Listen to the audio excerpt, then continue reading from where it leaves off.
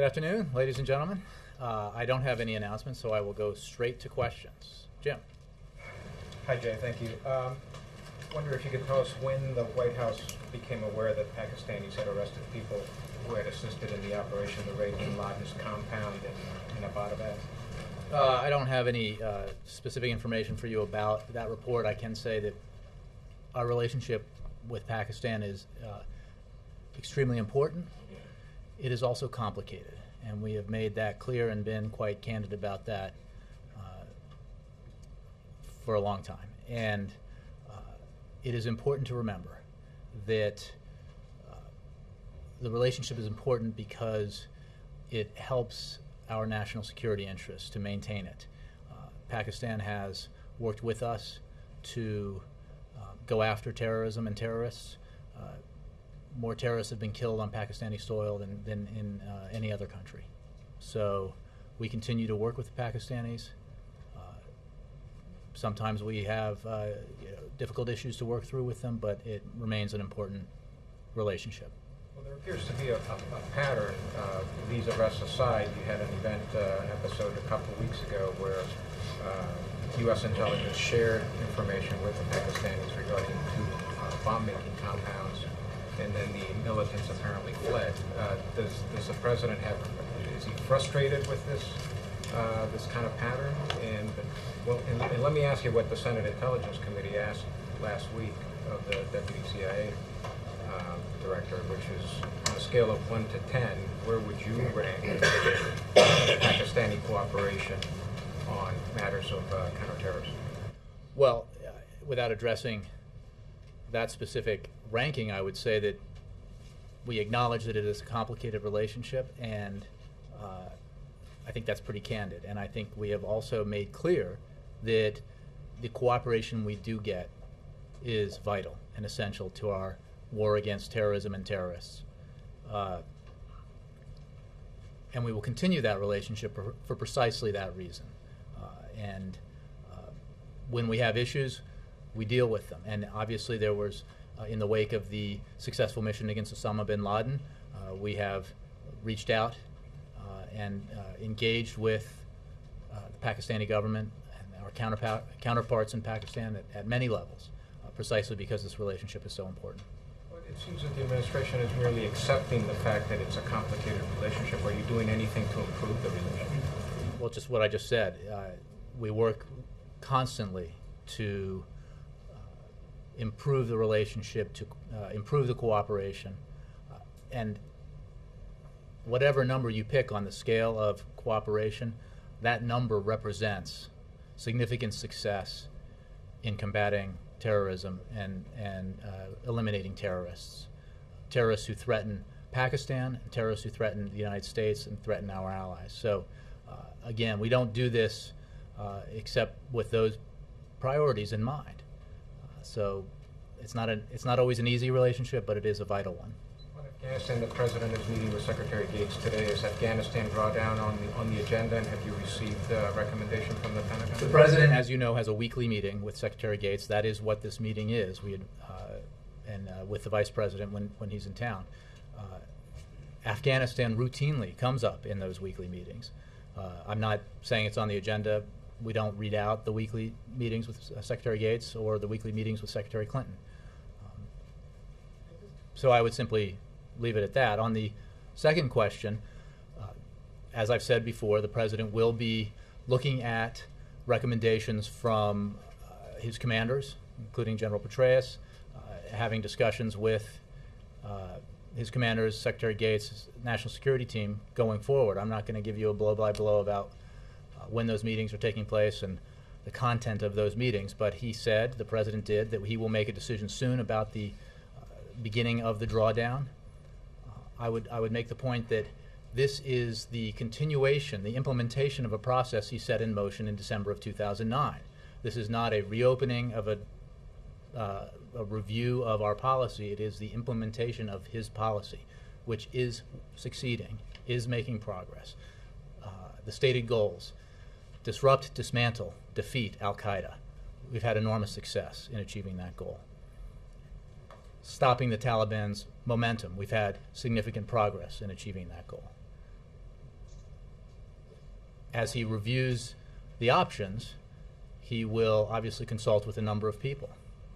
But the President has been a deeply engaged participant in the Afghanistan policy from the beginning. As you know, he has chaired monthly Situation Room meetings on AFPAC, as we call it.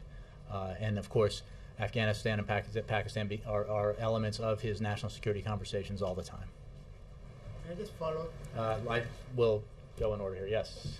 Thanks. Senate Republican leader John Kyl said today that July 1st was the Biden group's goal for a deal on the debt ceiling. I wondered if the White House is also envisioning that timeline end of next week, and if the president is intending to get involved directly in well, we certainly endorse the idea that we need to make progress in these talks, as we have, and expect that we will continue to make progress. I don't have a deadline for you, and I know that the Vice President has spoken to this, and I would refer you to some of his comments. And I'm sorry, was there a second question? Okay.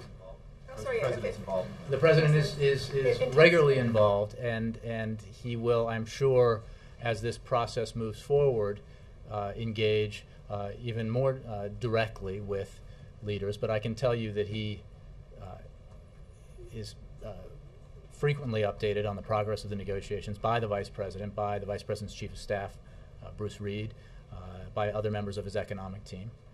And he will continue to be having those, getting those updates, and he will engage directly at the appropriate time. Yes, Dan. I want to go back to Pakistan again, and the fact that you keep talking about this relationship as being complicated. At any point, looking down the road, does the administration foresee a scenario where you have to have tough love, where you really have to start looking at perhaps the aid to Pakistan in order to bring that friendship back to the middle? I think, Dan, that we are very clear-eyed about this, and we pursue this relationship and value it and state its importance precisely because it is in the national security interests of the United States of America to have this relationship and to maintain the cooperation that we do get, the significant cooperation that we do get from Pakistan in this incredibly important and volatile region of the world. I don't think that we are remotely naive about the challenges in the relationship, in the region, and in dealing with the variety of issues that confront us. But I would say, again, it is important to remember the successes we have had, successes that have come in many cases precisely because we have this cooperation. That is why we actively work to ensure that we have cooperation going forward. So there will be no divorce in this relationship? I don't anticipate that. About the progress that's being made on debt talks, how would you rate that progress? Significant progress? Is it more progress than progress that we heard last week or 2 weeks ago? I think that, as you know, we have stepped up the pace of meetings. The Vice President has had a second meeting today. He had one yesterday. He'll have another one tomorrow. We obviously are interested in moving this process forward. No one suggested it is easy, and I don't want to suggest by stating the fact that we believe that the talks have made progress that they're all sitting around a table and laughing it up because it's so easy. It's not. These are hard issues, and obviously we have a lot of differences. But the stakes are high in the sense that everyone agrees we have to have significant deficit reduction, and everyone agrees as the sort of parallel issue here that we need to raise the debt ceiling so that we do not default on our obligations. People have, those participants in those negotiations have brought a level of seriousness to them that is essential to making the progress that we've made. I don't want to give any predictions or percentages on how much progress we've made or how optimistic I am about the ultimate success of those talks, because they are difficult, but we do remain optimistic. Scale of 1 to 10? Again, I won't rate it, but yes. A new study by the Center for Public Integrity found that nearly 200 of the president's biggest donors have landed plum government jobs and advisory posts, won millions of dollars in federal contracts for their businesses, and attended elite White House meetings. Do you have any response? Well, I would simply say that this administration looks for the most qualified candidates who represent Americans from all walks of life when it makes appointments. The administration also has, across the board, the toughest ethics standards in history, including a bold commitment to transparency, which I have discussed frequently from here. Now, the people we have appointed, the president has appointed to key positions, all have sterling academic credentials, years of public service and private sector experience that make them eminently qualified for the positions to which they were appointed. And I would make the point here that having enacted these high ethical standards, the highest in history, and having pursued and delivered on a level of transparency that is unprecedented, it is important to note that being a supporter does not qualify you for a job or guarantee you a job, but it does not disqualify you, obviously. So we stand by all of our appointments. We believe they are enormously qualified for the jobs that they hold. And how does that square with what the president said in his announcement speech in 2007? He said, quote, "The cynics and the lobbyists and the special interests who've turned our government into a game only they can afford to play. They write the checks and you get stuck with the bills. They get the access while you get to write a letter." He said the time for that politics is over. Well, right, but we were talking about, you asked me about supporters of the president who may have been donors who have gotten positions, and I would point out to the fact that the people who got those positions got them because of their credentials. They also happen to be donors in some cases. There are obviously numerous and far many more cases of people who weren't donors who were appointed to jobs. And that's a lot different from the problem that exists in Washington and existed in Washington with special interests having lobbying success here in terms of the effect that has on legislation that's produced in Congress and signed into law. So. And we have been incredibly aggressive in that. I mean, we are, again, it is important to remember the kinds of transparency, the kind of transparency we have made a regular practice here, including releasing the waves logs, something that is never done before in terms of visitors to the White House, and the other measures we've taken in terms of the what you can and cannot do in the wake of serving in this administration in terms of lobbying and that sort of thing. So we believe that we've taken important measures that qualify the praise that this administration has gotten for its high ethical standards, and we stand by that. Yes? Jake, following up on that, are you saying that raising or bundling $100,000 or $500,000 does not give a person any leg up in looking for an administration job? I am saying that. I'm saying that the president appoints people based on their qualifications. It has nothing to do with raising him $500,000. Sure. I think that I didn't raise $500,000. I didn't raise any money. I'm standing here, and the fact is that the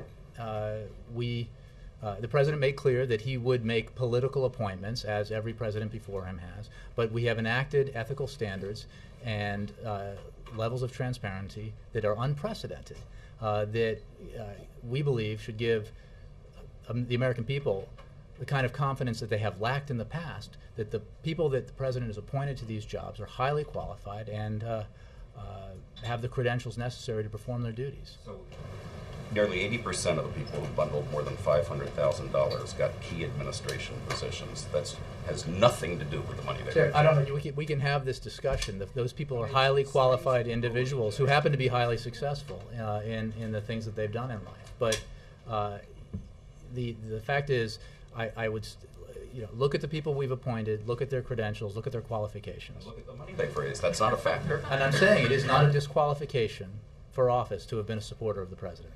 Would it be wrong to reward people for the hard work of raising $500,000? It would be wrong if they weren't qualified. But would it be and wrong we stand by the it would be wrong if it were not qualified. I think I answered your question. Would it be wrong to take that as consider that as a factor, that hard work of raising all that money, $500,000? That's a lot of money. That's a lot of work. I think I've said everything I can say about this, and I've answered your question. It would be wrong to appoint someone who wasn't qualified to the job, and the president has appointed highly qualified individuals to the positions that he has appointed as president, and we stand by those appointments. One other, golf, and if you've answered this, just ignore it, but is the president going to be discussing the debt and policy and things like that with Boehner, or are they just going to golf? Well, I think I've said from here before, Chip, that this is a social occasion. It is not, we will not complete our budget negotiations on the, it's hard to imagine that it won't be. But there is not an agenda. There are no talking points. This is simply an effort to get together and outside of an office, outside of the normal venues that presidents and speakers of the House tend to get together and develop further the relationship that the president and the speaker already have developed in the many meetings and conversations they've had already. But so I think I assume, and I think it's fair for everyone here to assume, that they will discuss all the, in a general way, some of the business out there that they have between them, including the deficit reduction talks. But we don't have an agenda. We don't have an expected outcome. In fact, I think I can say with great confidence that they will not wrap up the 18th hole and come out and say that we have a deal. But I think that for the broader purpose of the work that needs to be done in a bipartisan way in Washington, this social occasion is a good thing, because spending a number of hours together in that kind of environment, I think, can only help improve the chances of bipartisan cooperation. It certainly can't hurt it, unless someone wins really big, and then. Yeah. Back to the investigation, you addressed people who've gotten posts, but another issue. The investigation. This about report. Okay. Anyway, the report also brings up the idea that some people who've raised a lot of money work for companies that have gotten stimulus money, for example. And the vast majority of companies that got stimulus money, a process, by the way, which is largely done in agencies by career employees of the federal government in terms of the bids and that sort of thing. The vast majority of companies were not donors. Did not have people who were bundlers working for them. So, it's not. People were appointed on the merits. $13.8 million for Level 3 communications after you have a few bundlers is not chump change. I'm sorry, I don't understand the question. Well, I'm just saying that's a lot of money. $13.8 million in stimulus money if you've got a few bundlers on the team. Again, you have to explain to me what the question is. Does that pass the journalistic smell test? I mean, if you're... What you're saying, as I've said, it does not disqualify you to work for this administration. It certainly hasn't disqualified you in any previous administration to have been a supporter of the President of the United States and to have helped raise money for the President of the United States. Nor does it qualify you or get you a job. You have to have the skills and credentials to do it. And our ethical standards are unmatched by any previous administration. Our efforts at transparency are unprecedented. And that's not just me saying it, it is outside groups who have said that. So, I think that the fact that individuals who have been appointed also supported the president is hardly a story. But here's an outside group that's saying big fundraisers have gotten more than 3,000 White House meetings. So that doesn't sound like, it sounds like money has been used. Does it, Mike? I mean, it sounds like you're just throwing out things here, Mike. I mean, we have meetings. By the way, we have meetings that are then made public in a way that has never been the case before through Waves release information. So, you're throwing stuff up without any suggestion of any impropriety, which, by the way, there isn't any suggestion of any impropriety. In fact, having worked a long time with the Vice President on the Recovery Act, it is noted for, and you can talk to the independent IGs that oversee, it has been remarkable in its level of transparency and the lack of abuse and fraud. And we're very proud of that, and we stand by it. Quickly on Libya, you guys are going to send some information to the Hill today. Are you hopeful that what you send to the Hill today will answer their questions and allow the operation to go forward, or where do things go after today? Well, we do hope this afternoon to provide to Congress a letter and a report over 30 pages on our Libya mission. We think that it will answer the questions that members have about the mission. It will also include within it a legal analysis that explains our position that the President has acted in a manner that is consistent with the War Powers Resolution. And we believe that the support for the overall mission, the support for the goal of protecting Libyan civilians and holding Colonel Gaddafi accountable will continue. It is support that we've had from Congress in the past, and we expect to continue because now is not the time to send mixed messages, as we've had the success that we've had in that mission. And I think it's an opportunity to remind you of the bigger picture here, about what the President said he would do and what he has done. Working with a broad coalition, the United States intervened and saved thousands of lives, saved essentially the citizens of a city of 750,000 people, averting a massacre and stopping the advance of Gaddafi's forces, enforcing a no-fly zone, enforcing an arms embargo. He also, the President did, kept his commitment to the American people to limit our involvement in Libya. He said at the time, and it is now and will always be the case, he will send no ground troops to Libya. After an initial phase, days, not weeks, as he said, as he promised, the United States stepped back from its lead role in the Libya mission, turned over lead responsibility to NATO, and has been in a support mission ever since. Most importantly, the mission has been effective in fulfilling the goals set out by United Nations Security Council Resolution 1973. Protecting civilians, enforcing an arms embargo, enforcing a no-fly zone. And we think that as that mission has been effective, it has helped the Transitional National Council of Libya to assert itself. It has allowed the TNC to work with the contact group and others as it has begun to envision what a post-Gaddafi Libya will look like. It has embraced democratic reform, democratic process, the insurance of basic civil rights and human rights for the people of Libya. These are all positive developments that flow directly from the decisions the President has made. We believe Congress has supported that in the past and should continue to support it and will. And we continue, as we have said from the beginning, to welcome the support from Congress that would come, in this case, in the form of the resolution put forward by a bipartisan group of senators, including Senator McCain and Senator Kerry. Very briefly, 10 lawmakers filed a lawsuit on Libya today.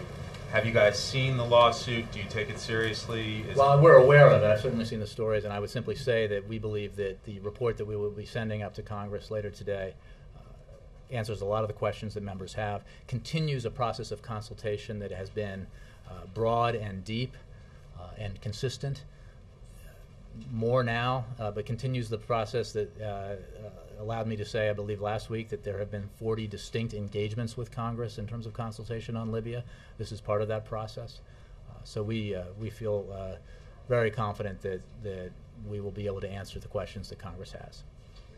Jay, you described the relationship with Pakistan as uneasy and complicated. I think I said complicated, but yeah. You said it's not an easy relationship. Okay. Uneasy was my word, I concede. But one word you didn't use was ally. Is Pakistan an ally of the United States? Pakistan's a partner of the United States, an important partner in fighting terrorism, fighting the terrorists who, in that region, plotted the attack on the United States on September 11th of 2001. Partner different than ally? Well, I think there are diplomatic nuances between these words. The important thing is Pakistan has been an important partner. It is a relationship that we work very hard on.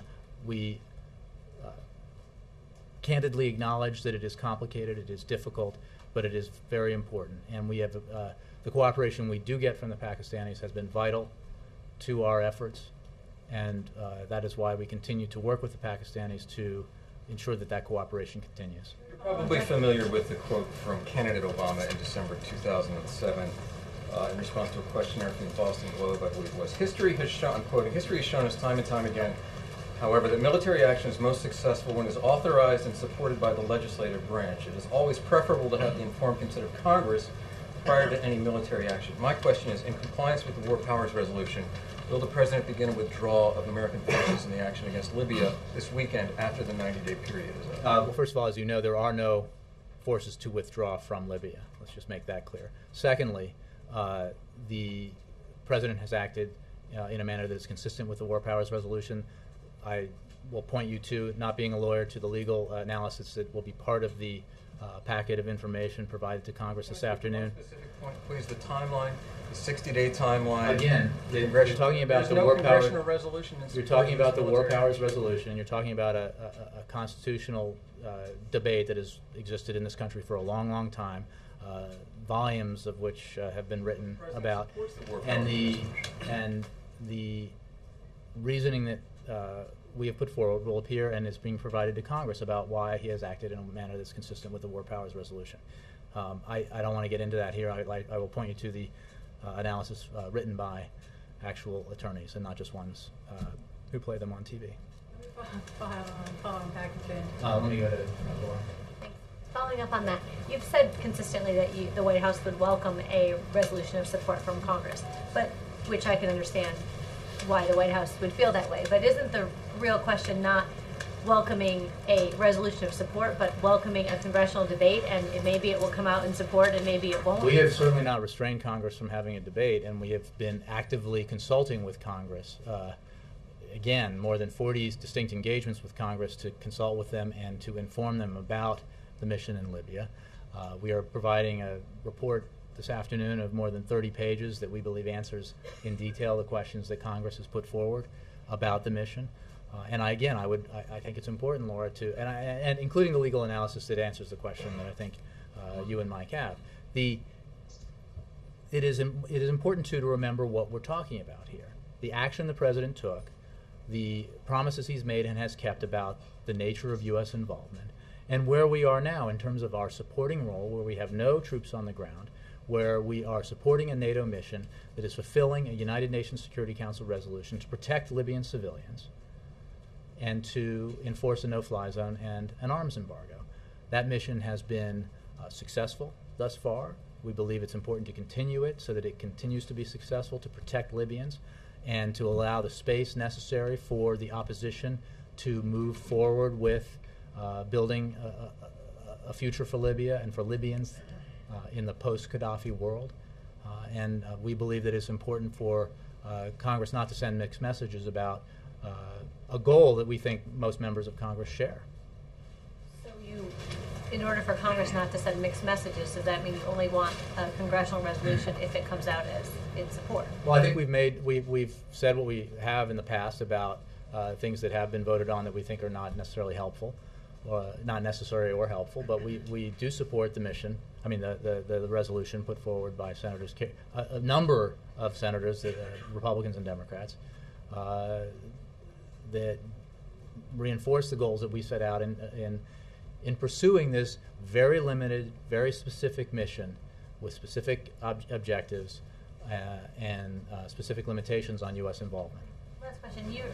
You've repeatedly articulated the argument for being in Libya and the limited nature of the conflict. If the White House is unable to persuade a majority of the House and Senate that those arguments are legitimate, valid, true, what have you, should the mission be allowed to succeed even if Congress doesn't agree? The legal reasoning will be available to you to review and analyze. The fact is that some of the resolutions, the questions that were part of the House resolution, and we have endeavored in this report to, we believe, answer a lot of those questions. That resolution also said that there should be no U.S. ground troops. Well, yeah, the President said that on day one. We agree. And the President is absolutely committed to his assertion that there will be no U.S. ground troops in Libya. So, anticipating what may or may not come out of Congress in the future is not, I think, a helpful exercise at this point. I encourage you to look at the report that we're making available later this afternoon. And just to be clear on Pakistan, are you declining to say what the administration will do in the wake of these arrests, or to comment on the substance of the arrests at all? Are you talking about Pakistan? Yes. I'm not commenting on the substance of those reports. I'm simply saying that we are actively engaged with the Pakistanis. Back on that, when you look at the scope of actions by Pakistan before the Osama bin Laden operation and since, How would you gauge the reliability of Pakistan as you put it, partner? I think it's a complicated relationship that is not perfect and that requires a lot of attention. We give it that attention because it's important to do that. It's important to our national security interests to do that. I'm not going to give percentage assessments or 1 to 10 assessments of the level of cooperation. I would note that in the wake of that operation, which obviously was a major development, and there was a reaction to it. We have worked hard to continue the cooperation that's important, and we have received some cooperation from Pakistan continuing since the bin Laden mission.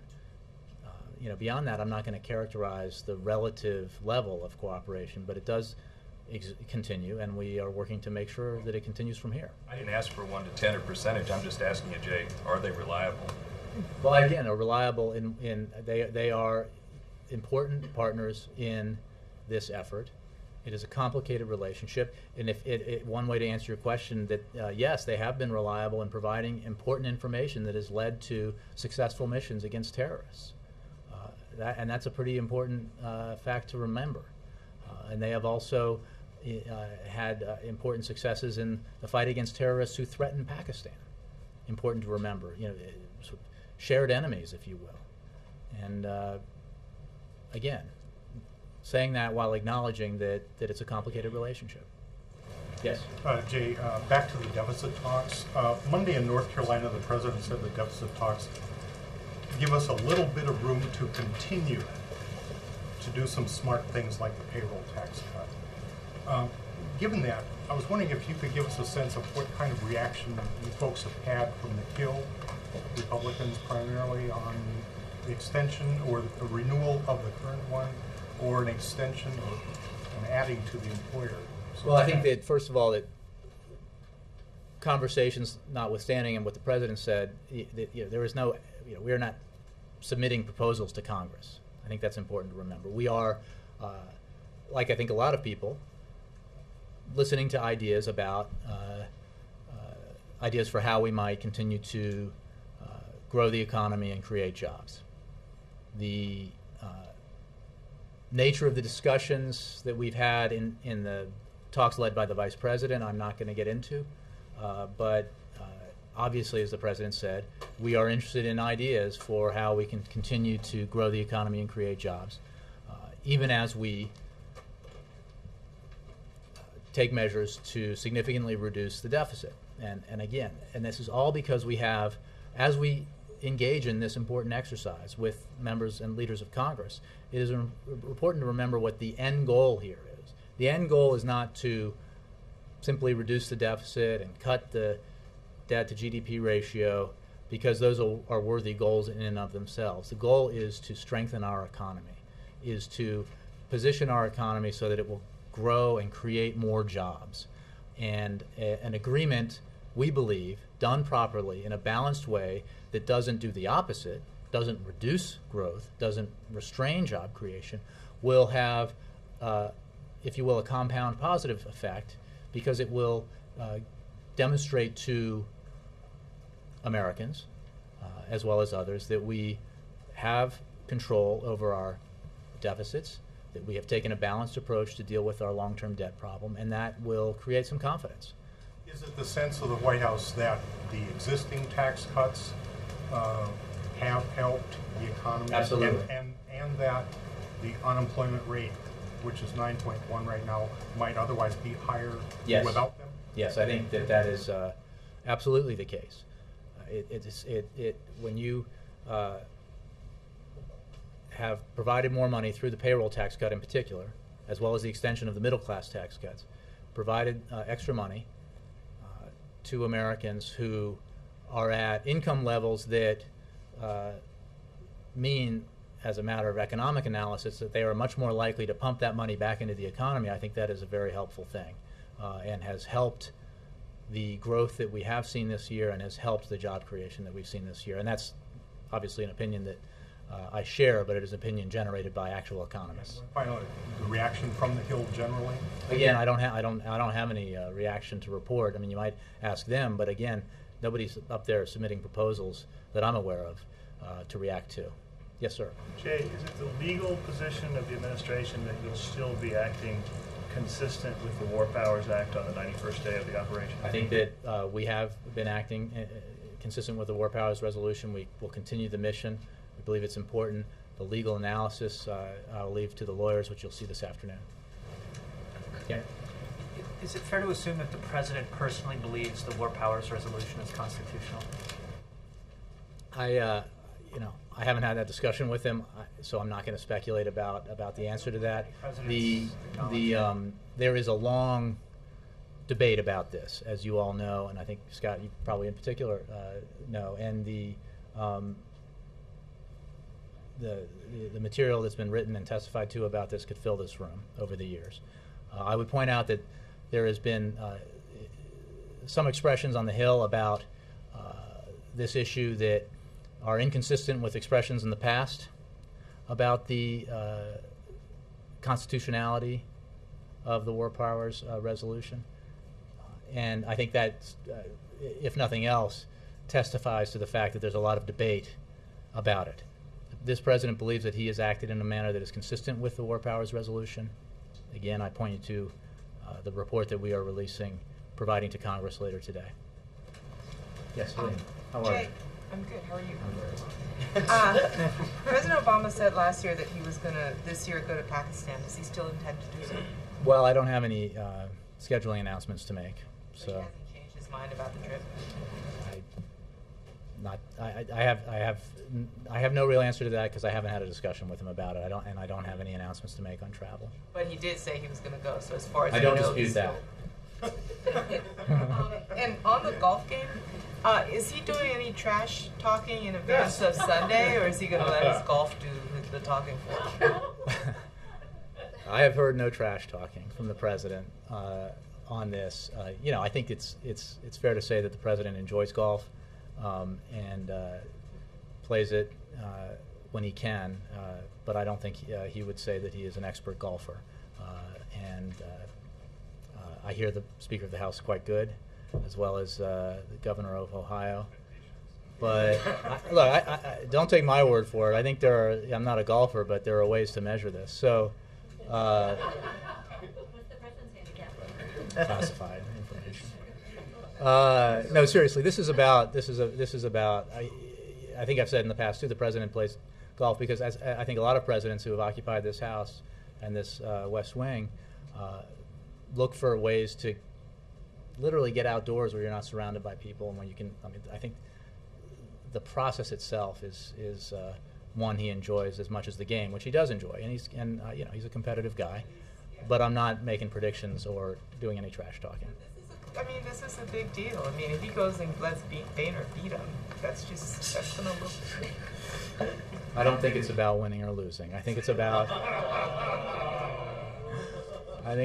The getting together for a few hours and developing the relationship that they already have. They've obviously spent a fair amount of time together, mostly in the Oval Office during the CR discussions. But he looks forward to doing this, and and I think broadly thinks it's a worthwhile endeavor simply because I think as a member of the House Republican Caucus who was here for the visit with the president last week said upon departing the White House that any day Democrats and Republicans sit across from each other and actually exchange ideas and talk instead of shouting past each other. These are my words now, shouting past each other on cable TV or through other media. That's a good thing. That's good for the process. It's good for the country. It may move you a little bit closer towards the kind of compromise that we need to get the things done that the American people expect us to get done. So if it takes a few hours out on the golf course to help that process, I think it's a worthwhile thing to do. Yes, sir. Yeah, General Petraeus is in town. Is it expected that before he goes back to Afghanistan, he will meet with the president? Well, again, I don't have any announcements about meetings, but I think it's fair to. I'll simply refer you to what I've said in the past, which the president will have discussions with General Petraeus, who's the commanding general in Afghanistan, and others about to hear their ideas and their recommendations about the beginning of a drawdown, which, as I hasten to remind people, is the implementation of a policy that he articulated in December of 2009, including specifically the fact that we would begin the drawdown in July of 2011. Jay, is it the President's opinion that acting consistent with the War Powers Act is legally the same thing as complying with the Act? And when he ran for election, is that what he meant when he said he supported presidents abiding by the War Powers Act? And I'm not sure I can parse this any more than I have, except to say that we have acted in a manner consistent with the War Powers Resolution. The legal analysis will be supplied as part of this report to Congress. I think it's important to remember what we're talking about here in terms of the mission in Libya, what we are doing, what we have done, and what we're not doing, what it does not include. And I think that's important context when you look at the reasoning here and the resolution and the kind of engagement that we're talking about. Like, kind of like saying you're just a little bit pregnant and we're not really in combat. I'm not at all pregnant. But his description, is there any other law out there where he acts just consistent with the law, just not in compliance with the law? Well, look, I think that I may have, although I will continue to, if you guys want to hear it, give the answers that I have given you. I don't want to pretend I'm a lawyer and to delve into that. I think that the reasoning and the analysis that will be provided in a short period of time will help answer the questions that you're asking. Yeah, go on. Jay, since all the serious war powers questions have been asked, I want to get back to golf. Has the Vice President done any trash talking? Not that I've heard. He also enjoys the game, but not that I've heard. Why did the President choose him? Is it because he's a little bit of a ringer? I think because he's the Vice President of the United States. I think because he's, as you know, leading these negotiations. Again, I don't want to send a signal that somehow these negotiations will continue on the golf course, but that is obviously a topic of conversation that's likely to arise. It's hard to imagine that it won't, among many other things. You know, he's a good partner to have in general. I think whether you're playing golf or you're trying to figure out nuclear arms treaties or budget negotiations. Seven handicap had nothing to do with it. He's a good golfer. I know that. April. Jay, going back to Pakistan real fast, you said there are diplomatic nuances with the words partner versus ally. What would make Pakistan an ally? What could you know? And April, that's a fair question, and I think that for the diplomatees, I refer you to the State Department. I mean, you know, for me as a layman, I think partner, ally. The important point here is that we have an important relationship with Pakistan. They have been our partner and ally in the traditional meaning of the word in the fight against terrorism. It is not always a perfect relationship. It is not always an easy relationship. We have our differences. We discuss them directly. We meet with our Pakistani counterparts regularly precisely because we need to discuss those issues and to further the cooperation that we have. So is the investigation still going on as to their knowledge of Osama bin Laden being where he was? Is the U.S. still questioning government officials in Pakistan about you know, I don't know the nature of that. We obviously were looking into that. I don't know where that stands. Is it helpful that to the U.S. effort to constrain Iran's nuclear program that the President Ahmadinejad showed up to a summit today with the leaders of China and Russia in Kazakhstan? And did the U.S. send any message to those leaders before the meeting? Not that I'm aware of. I mean, obviously, we have worked with the Chinese and the Russians on that issue, and will continue to. But I don't have any more information on that. All the way in the back, yes, ma'am. Does the President think that this report to Congress is going going to settle the debate on the Hill, or is he expecting to have to further defend his actions? I wouldn't predict the future on that. I think that it will answer a lot of questions. I think that it will continue the tradition and of consulting with Congress in a robust manner on this mission that began even before the mission started and was launched. But obviously, as the mission continues and if there are more questions raised, we will work with Congress and consult with Congress going forward. Giles. Thanks. On the deficit, Director Sperling spoke a little bit yesterday about David Cameron's approach to deficit cutting, which includes raising revenues, chiefly on the welfare. Does the President agree that this is a significant example of Conservatives being willing to raise taxes as well as cut spending, and is it an example that is being used in any of these negotiations?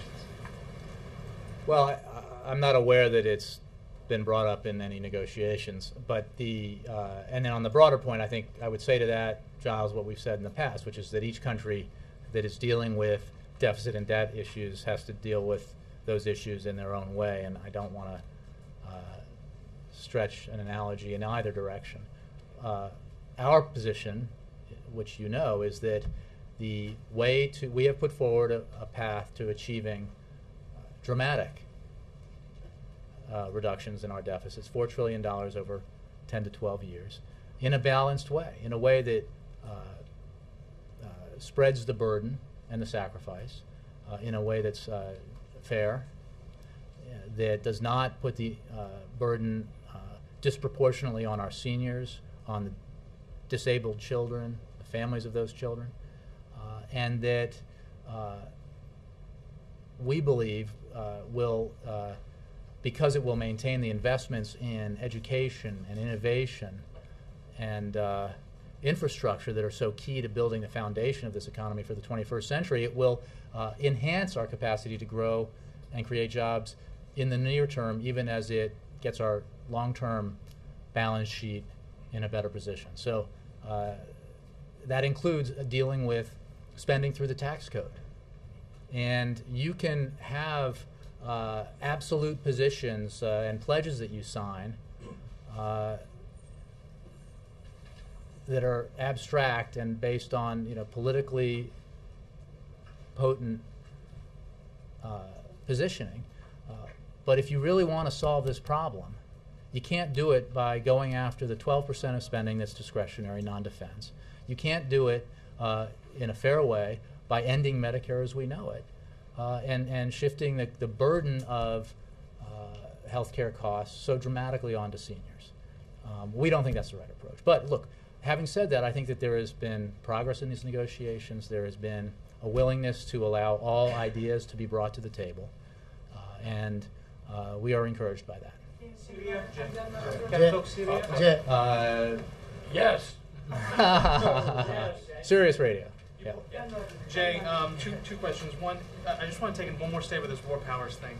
Is in effective solutions and promising and delivering on specifics, is that more important to the president than strict compliance to the satisfaction of Congress with war powers? Do you want to hear my answer again, or should I just refer you to my remarks? I think I've done my best to answer this, and I think that you'll obviously have questions after you read this information that we're sending to Congress. But I think it will help answer a lot of the questions that you have. And the second one was on Boeing and the Dreamliner. Yesterday in the Senate, Senators Graham and DeMint both called out not only the president's policy, but also members of the staff and future members of the staff and John Bryson potentially on their position, saying the president is choosing, or that the National Labor Relations Board is preferring jobs in union states versus non-union workers or so-called right-to-work states. Is this something that the president has a reaction to? I would say it's important to remember, and what I've said in the past, that we need to refer questions on the action by the NLRB to the NLRB because it is an independent body, and it's an independent agency's enforcement action. We don't get involved in particular enforcement matters of independent agencies. So, having said that, but I would also say that the president has a strong record on labor rights, but we also support a strong private sector in the United States that helps our economy grow and create jobs. That's what the president has been working so hard on, including with his Jobs and Competitiveness Council meeting on Monday in North Carolina. On Boeing in particular, look, I mean, Boeing is a great American company, and it's doing good things. They're growing, they're increasing exports, and they're investing here in the United States. And the president has set a goal of doubling our exports over 5 years, a goal he set last year. We're on track to do that. And we're doing it in part because we have Jim McNerney's leadership on the Export Council. So, you know, I think that it's important to remember that the agency here is independent and it's an enforcement action, and that to assert that we somehow are against robust growth of private sector companies, and especially companies that invest here and increase our exports, is just wrong. Supply line in South Carolina, is that good for doubling exports? Again, I think on the enforcement matter, I got to refer you to the agency involved. Thanks, everybody.